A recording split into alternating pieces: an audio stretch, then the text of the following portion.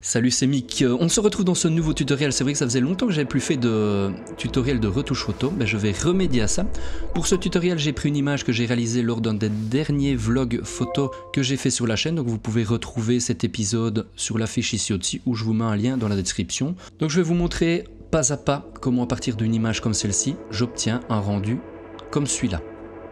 Donc une image somme toute assez cool. Je vais vous montrer pas à pas comment j'obtiens ce type de résultat. Alors donc ici on a le RAW de base qui est dématricé, donc on a une image bien exposée. On pourrait penser que le ciel est cramé, mais si j'appuie sur la touche J, il n'y a aucune alerte de surexposition, en tout cas de perte de données dans les hautes lumières ou dans les basses lumières. Alors donc je vais ici dans mes profils de développement. Alors par défaut vous avez les profils présents, donc comme ici Adobe Couleur. Moi j'ai un profil destiné à mon appareil photo, donc il y a un profil linéaire. Donc on voit ici qu'on a quelque chose de désaturé, décontrasté, mais là on tire vraiment toute la quintessence du RAW, on va vraiment récupérer le plus de données possible. C'est vraiment l'étape clé pour commencer à post-produire ces images. Si vous ne savez pas ce que c'est le profil linéaire, si vous ne l'avez pas chargé dans Lightroom, utilisez un profil standard. Tous les réglages que je vais avoir là sont indépendants. Moi j'ai juste besoin de ceci pour avoir un fichier de base le mieux dématricé possible en quelque sorte. C'est parti au niveau des réglages de base. Alors première chose, lors de l'épisode j'avais fait toutes mes images en 16/9, donc je vais ici aller dans le recadrage. Je voulais donner un aspect un petit peu panoramique à mon image, donc je vais ici dans l'outil de recadrage. Donc ici, si vous cliquez, là vous avez tous des paramètres prédéfinis, donc moi j'en ai créé des autres, mais je vais choisir le 16/9. Vous vous souvenez que lors de l'épisode, j'avais expliqué que j'avais volontairement pris les strates de ce rocher ici pour avoir une diagonale dans l'image, le mettre sur un point de force et d'avoir en deuxième lecture cette route qui amène au village ici en bas, aussi sur un autre point de force. Donc je vais seulement juste recadrer ici pour pas avoir cette petite, ce petit bosquet juste là. Là ça me paraît bien, on a une ligne d'horizon en plus sur une ligne de tiers, donc on a une composition qui est bien balancée à mon sens. Donc maintenant vient l'étape de l'interprétation personnelle, donc de conférer à cette image le rendu qu'on veut, parce qu'on a des sensations sur le terrain qu'on a envie de retranscrire par la post-production, donc que ce soit des tons froids, des tons chauds, des contrastes, et donc c'est ici que la post-production intervient. Première chose, j'ai envie de réchauffer cette image, bien qu'on était en hiver, j'ai quand même envie de la réchauffer pour réobtenir dans ces rochers la teinte chaude que j'ai pu voir sur le terrain. Je vais volontairement baisser l'exposition de cette image, alors vous verrez que ça a son intérêt par la suite, car je vais venir rehausser certaines lumières à certains endroits. Donc vous savez que dans mes images, je vais toujours dans des côtés un petit peu sombres, dark, et donc cette image n'y échappera pas. Je vais recontraster, alors c'est important forcément de recontraster mon image vu que en la dématrissant j'avais quelque chose d'assez plat. Au niveau de les hautes lumières, je vais venir ici légèrement envoyer pour récupérer un petit peu des hautes lumières dans le ciel. Je vais déboucher les ombres, légèrement augmenter le blanc et le noir l'augmenter aussi. Donc c'est un petit peu à votre appréciation, hein, on est d'accord. Hein. Si vous avez vos propres images que vous mettez les mêmes réglages, ça dépend d'une image à l'autre, on est d'accord. Donc je suis parti de ceci, donc là le RAW de base et j'arrive à quelque chose de comme ça. On est toujours dans quelque chose qui manque de contraste, mais on va y aller petit à petit. Au niveau ici des sliders texture clarté, je vais également intervenir sur ces parties-là pour retrouver toutes les textures dans ces roches, hein, parce que c'est vraiment la partie qui est en premier plan, donc elle a une importance bien particulière et j'ai envie qu'on retrouve toutes ces textures qu'il y avait dans les roches. Hein. Et au niveau de la correction du voile, je vais l'augmenter. Ok, au niveau de la vibrance, je vais légèrement l'augmenter pour retrouver un petit peu de la couleur dans cette image. Donc voilà, on est dans quelque chose d'assez sombre, je vous l'accorde, mais dans ma manière de procéder, j'assombris toujours mes images, je préfère faire ça, voilà, c'est un goût personnel, et ensuite je vais venir rehausser les lumières sur certaines parties. On va aller maintenant dans le mélangeur de couleurs. Alors donc le mélangeur de couleurs, ça va vous permettre d'aller intervenir sur la saturation de certaines couleurs et de faire varier certaines teintes. Hein. Ok, donc via le mélangeur de couches, qu'est-ce que je vais faire? Alors vous voyez qu'on a quand même pas mal de couleurs présentes dans l'image, alors je vais essayer d'harmoniser un petit peu tout ça, qu'on se retrouve avec 2 ou 3 couleurs de base dans l'image. Ça va simplifier au niveau colorimétrie l'image et ça va donner une harmonie à l'ensemble. Quand vous maintenez la touche Alt et que vous cliquez sur un slider, vous pouvez voir si la couleur est présente dans l'image. Vous voyez par exemple, si je vais sur le jaune que j'appuie sur Alt, on voit qu'il est présent dans la partie ici. Donc ça permet de voir si on a une couleur bien présente ou en abondance dans l'image ou pas et de faire varier cette teinte uniquement. Donc vous voyez au niveau de la roche qu'on a quand même ici un peu vert, ici ça tire un petit peu vers le magenta, donc on va essayer de réharmoniser tout ça au niveau de la palette teinte. Donc je vais aller dans les oranges, donc si j'appuie sur la touche Alt, on voit où je suis en train d'intervenir. Si je lâche la touche Alt, je reviens à l'image de base. Vous voyez que si je vais là, j'obtiens quelque chose de magenta. Or, je veux justement rééquilibrer et aller plus dans quelque chose de jaune. Ici, au niveau des jaunes, si j'appuie sur la touche Alt, on voit que ça c'est présent dans la partie ici de l'image. Et donc, au lieu d'aller vers du vert, je vais le tirer vers le jaune. Tout simplement, voilà. Vous voyez, simplement, donc je vais le désactiver ici. Alors c'est minime, hein, mais ça permet de retrouver une homogénéité dans la couleur de la roche. Hein. Mais c'est un petit détail, et comme on dit, c'est dans les détails que le diable se cache.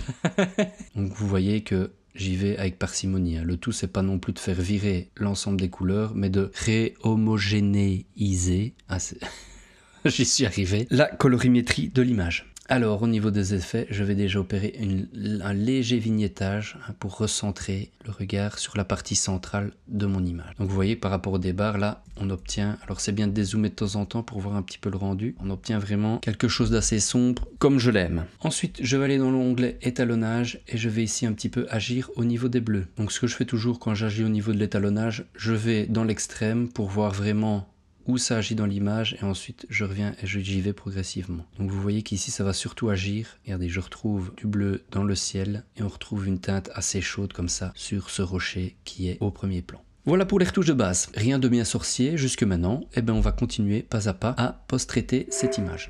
Alors, je vais tout d'abord agir au niveau du ciel. Donc là, l'intérêt, ça va être un petit peu de refermer cette image pour concentrer le regard sur cette partie-ci. Donc je vais utiliser tout simplement un filtre de dégradé linéaire. Donc vous avez le raccourci clavier qui est M.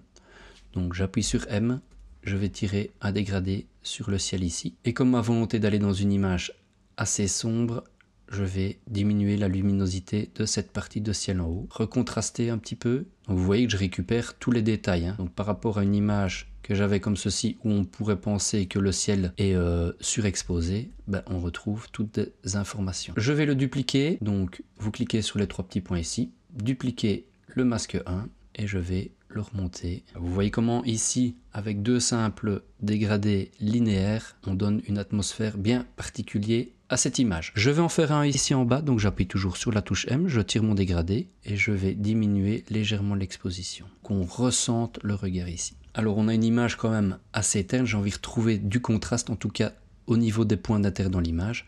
Donc je vais recréer ici, je vais aller rechercher tous les détails dans les hautes lumières. Donc tout simplement ici, je vais faire appel.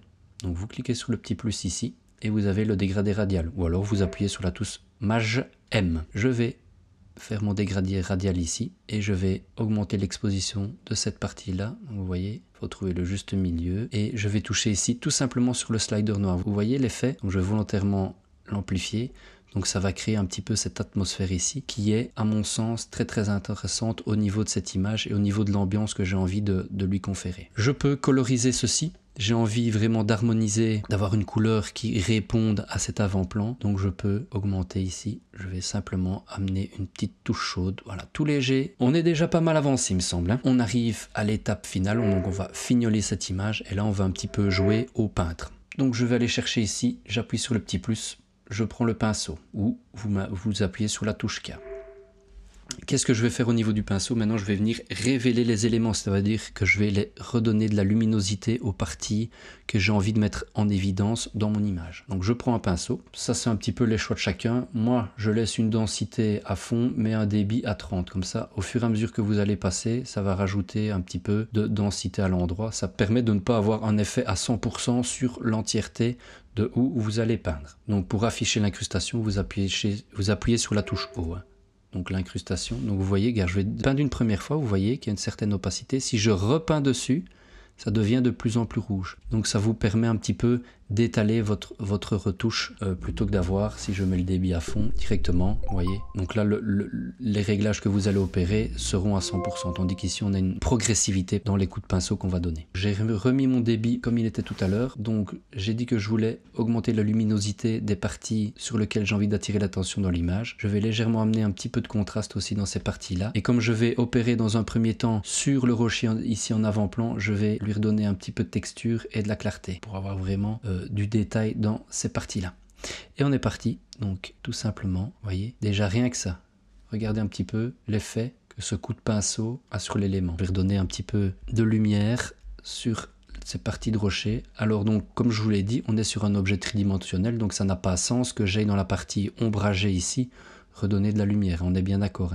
Là, je ne vais faire que amplifier les endroits où il est naturel qu'on ait une lumière plus importante. Et donc c'est pour cela que j'ai volontairement diminué la luminosité globale de l'image pour ensuite venir révéler certains éléments. Voilà, la neige ici, je peux lui redonner un petit peu d'importance parce que ça faisait partie du paysage. Je vais dézoomer pour que vous puissiez avoir un aperçu un petit peu plus loin. C'est toujours bien aussi de dézoomer son image pour avoir une vue globale. Donc quelques coups de pinceau, ça remet en lumière. On va prendre la bonne habitude de renommer ici ces calques. Donc vous double-cliquez dessus. Donc je vais par exemple ciel 1, rocher. Voilà, à quelque chose de propre, c'est pas plus mal, prenons des bonnes habitudes. Plutôt que d'agir sur celui-là, je vais en créer un deuxième. Donc toujours le petit pinceau et maintenant je vais m'intéresser à cette partie ici, donc redonner un petit peu de luminosité à ce chemin ici. Donc toujours pareil, donc je reprends un outil pinceau, je vais augmenter légèrement l'exposition, le contraste et je vais venir peindre. Donc ici j'ai pas besoin de redonner la texture, hop, voilà, tout léger, vous voyez, hop, voilà. Il n'en faut pas plus. Donc on arrive vraiment à quelque chose d'assez sympathique. En tout cas, compte tenu des conditions climatiques qui faisaient ce jour-là, là on arrive à donner vraiment à cette image une atmosphère comme je les aime. Le recadrage par contre, ça manque un petit peu de matière ici. On a des éléments qui sont coupés un petit peu bizarrement. Donc je rappuie sur la touche R et je vais légèrement déplacer mon recadrage comme ceci. Voilà, ça me semblera plus équilibré comme ça, à la limite de cet élément-là. Ok, alors on voit au niveau de l'image, à mon goût, elle manque un petit peu de peps. Donc tout simplement ici, on peut revenir sur les réglages de base et je vais aller redonner un petit peu plus de vibrance. Je peux encore agir ici sur ma balance des blancs. Je vais réchauffer un petit peu cette image. Pas mal. Alors la dernière petite touche que je vais opérer sur l'image, donc pour d'autant plus recentrer le regard sur cette partie ici, c'est je vais foncer certaines parties, en tout cas diminuer la luminosité. Plutôt que de faire un vignettage via l'outil traditionnel, je vais encore une fois utiliser un pinceau. Je vais prendre le pinceau, mais cette fois-ci, je vais diminuer la luminosité et je vais peindre les parties base de l'image. Je vais faire un premier passage comme ça, la partie du ciel ici en haut. Donc d'utiliser un pinceau pour faire ça, ça donne un petit peu plus de liberté. Ok, donc on va aller fermer toutes ces petites parties autour de l'image. Voilà. Donc comme je vous l'avais dit, vous pouvez toujours réintervenir sur les sliders. Dézoomer pour voir un petit peu comment l'image se comporte.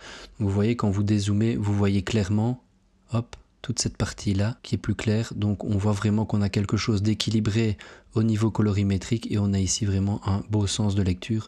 Donc cet objet au premier plan qui prend une partie majeure de l'image avec beaucoup de texture, une luminosité plus importante que le reste de l'image et on a vraiment ici ce sens de lecture pour terminer dans le fond de cette image, dans cette espèce de triangle. Voilà, mais je pense qu'on est arrivé au bout. Donc voilà de où on est parti et le résultat obtenu. Voilà, cet épisode est maintenant terminé, j'espère qu'il vous a plu, n'hésitez pas à vous abonner et à activer la cloche pour être notifié dès qu'un nouvel épisode est disponible. Un petit like en cette vidéo, ça fait toujours plaisir, n'hésitez pas à me rejoindre sur ma page Instagram, c'est là que je partage le plus avec vous. N'hésitez pas à laisser un commentaire si vous avez des questions et on se retrouve bientôt. En attendant, observez, émerveillez-vous et immortalisez.